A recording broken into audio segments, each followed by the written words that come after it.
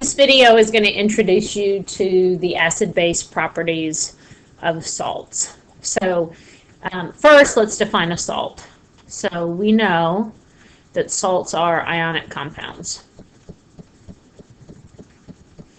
And ionic compounds are composed of cations and anions.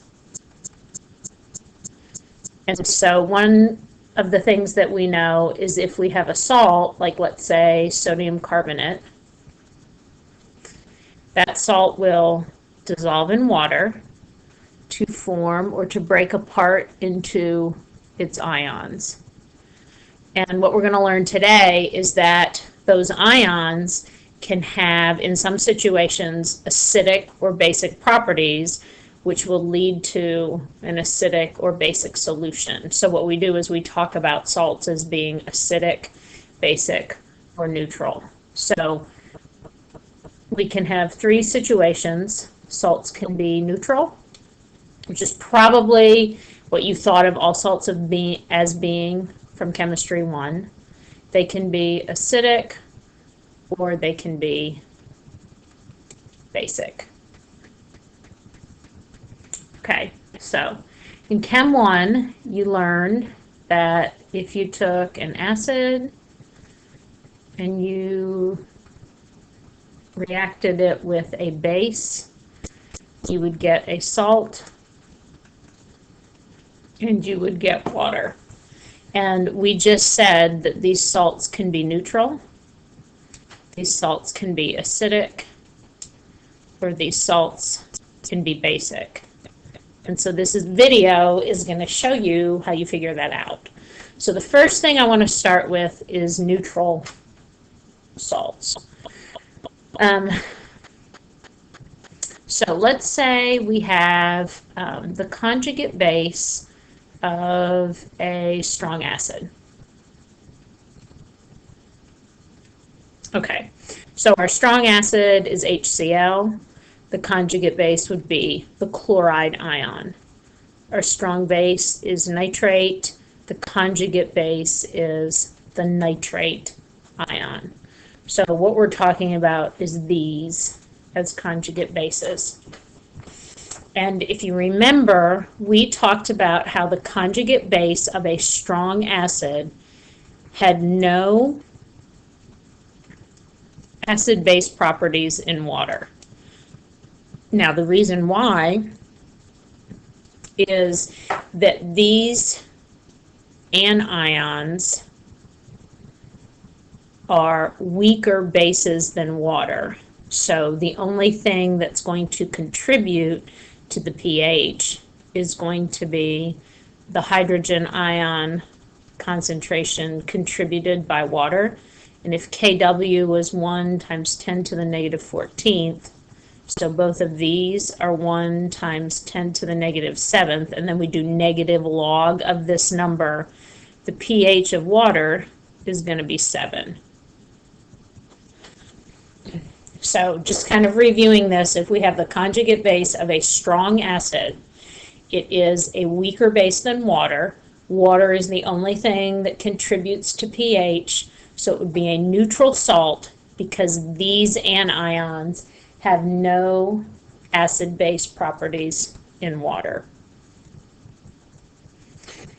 Okay, so cations, like potassium and sodium, which both would come from strong bases, these have no affinity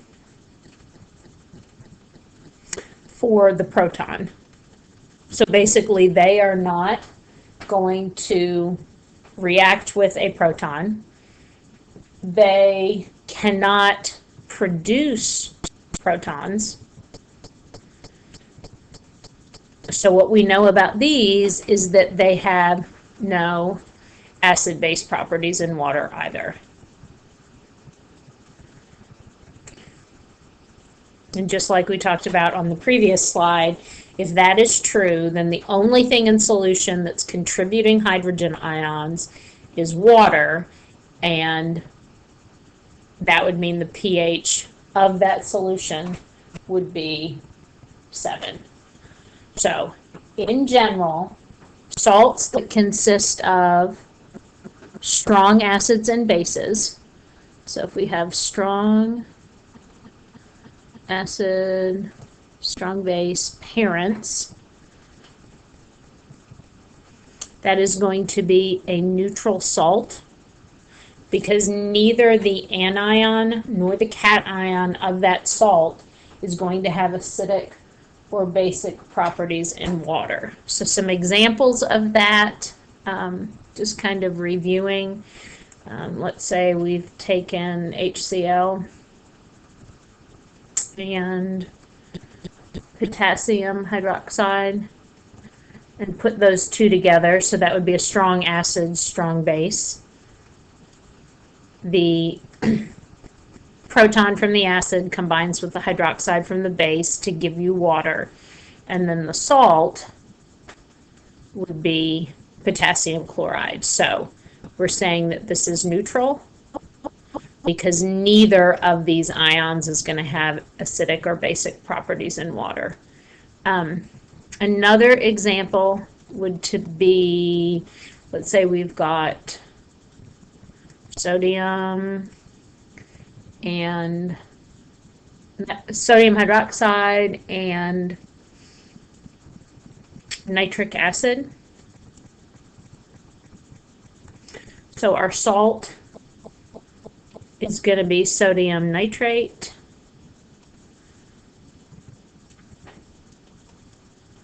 And once again, this will be a neutral salt because these conjugate bases are weaker bases than water, so they have no acid-base properties in water. And then the alkali metal cations have no affinity for a proton, nor can they produce a proton. So both of these will be neutral salts.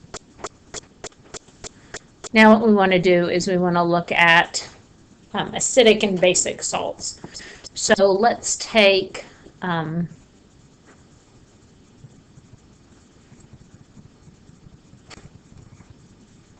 I'm going to take acetic acid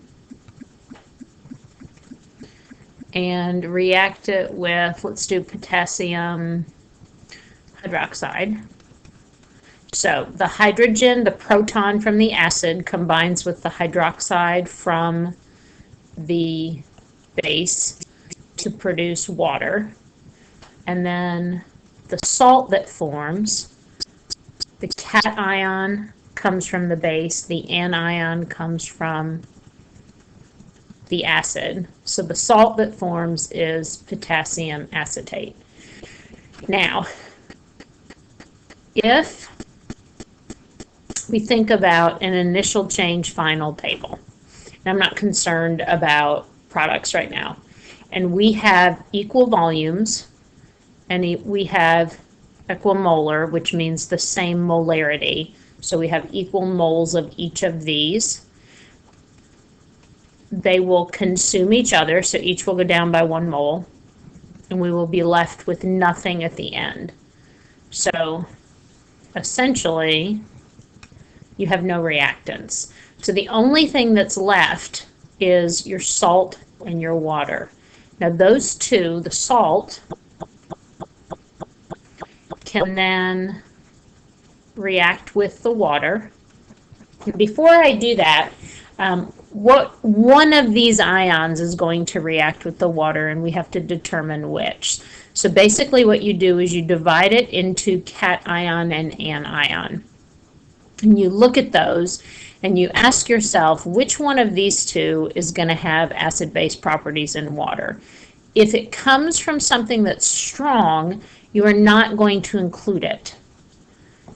But if it comes from something that's weak, almost always you're going to be looking at the anion. Not 100% of the time, and I'll do an example for that, but almost always you're choosing the anion. That anion will react with water. Now, this is the acetate ion. You know it's not strong or weak, so you're going to have an equilibrium arrow. This really looks like this. So these hydrogens here are not going to be lost because they're associated with like a hydrocarbon chain. So the hydrogen that was lost was over here. So all the acetate ion is going to do would be to gain a proton from water to give you acetic acid and the hydroxide ion. Now, you want to look to see, does hydroxide form or does hydronium ion form? Because hydroxide ion forms, if I think about the definition of an Arrhenius base, Arrhenius bases produce hydroxide ions in solution. So what that tells me is that the acetate ion is a base. Now, one other way of looking at that is to say, okay, acetate became acetic acid, gained a proton, so that makes it a base. That would make acetic acid my conjugate acid. But the real clue about whether an ion is acidic or basic is to look at whether a hydroxide ion forms or a hydronium ion forms. So the acetate anion is a base. So potassium acetate as a salt is a basic salt. On the previous slide, we looked at, I think it was sodium carbonate. So what you would do there is you mentally divide it into its two ions. You look at both of the ions and think about their acid-base properties in water. Well, sodium comes from a strong base. It's also an alkali metal, so it has no acid-base properties in water. So I need to look at the carbonate anion. And if we put that in water, this has no proton to lose, so it will gain a proton. And when it gains a proton, left with a hydroxide ion. So the formation of that hydroxide ion tells me that the carbonate anion is a base, so that means that sodium carbonate as a salt is a basic salt. Okay, now let's look at an acidic salt. So let's say we put, let's look at this here. Let's look at ammonium chloride. So mentally divide it into anion and cation. You could also, if that doesn't make sense how to do it that way, just imagine that you're writing the dissociation reaction for that salt and the two ions that are forming. Now, one of these ions will react with the water in a hydrolysis reaction. We learned how the chloride ion has no acid-base properties in water because it is the conjugate base of a strong acid. So no, we don't want to use that. So we're going to take the ammonium ion with water. Now the ammonium ion has protons to give, so it will give a proton to water, which will form ammonia and the hydronium ion. Okay, now the hydronium ion here tells us that this is an acidic solution. So the ammonium ion is an acid because it produces hydrogen ions or hydronium ions in solution.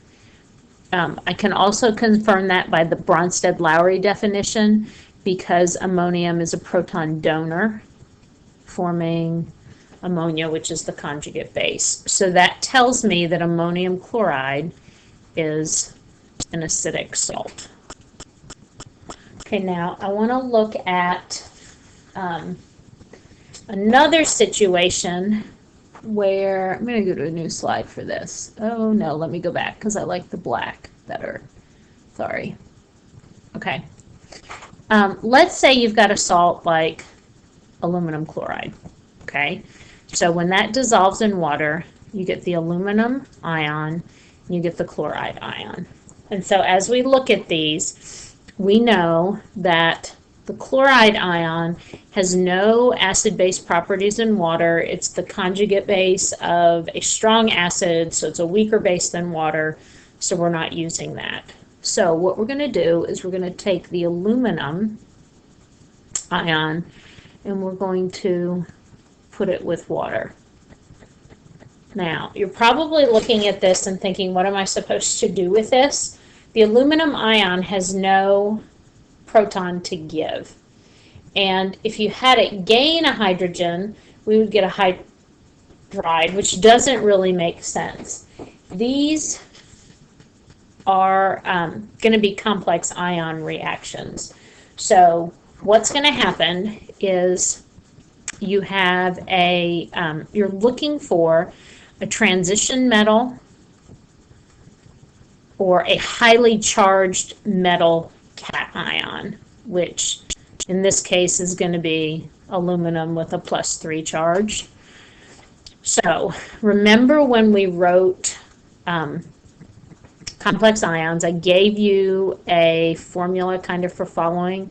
You put the metal, in parentheses you would put the ligand.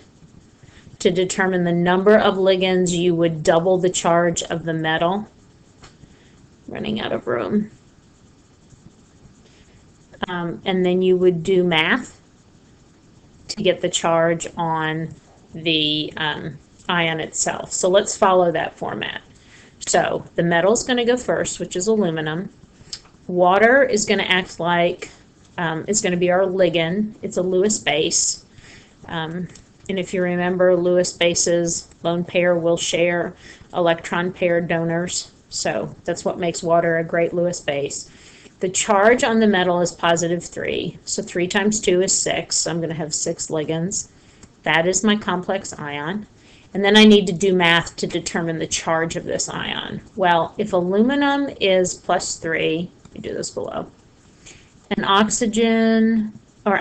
water has no charge, times 6, which is 0. So the charge of this ion is going to be 3+. Okay, so now you're probably looking at this and you're saying, all right, Mrs. Sayers, you said that once I wrote these hydrolysis reactions, I should look and I should see, does it produce hydroxide or does it produce hydronium? And I'm not seeing either here, so I don't know what I'm supposed to do with this. Okay, what you have here is that this hydrated ion is going to act like a weak acid in water. So what will happen, let's go up here where I've got room. I'm going to rewrite this.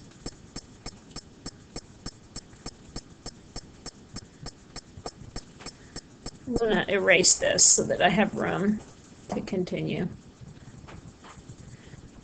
Okay, so now this is in solution.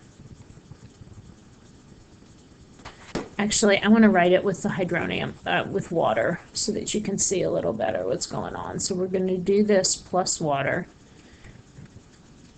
Okay, so what's going to happen is there's going to be a proton from here that is donated. So we are going to get a hydronium ion, and then we will get, this complex ion is going to look a little bit different now. One of those waters would have lost a hydrogen to the water to form hydronium. So now, instead of 6 waters, we now have 5.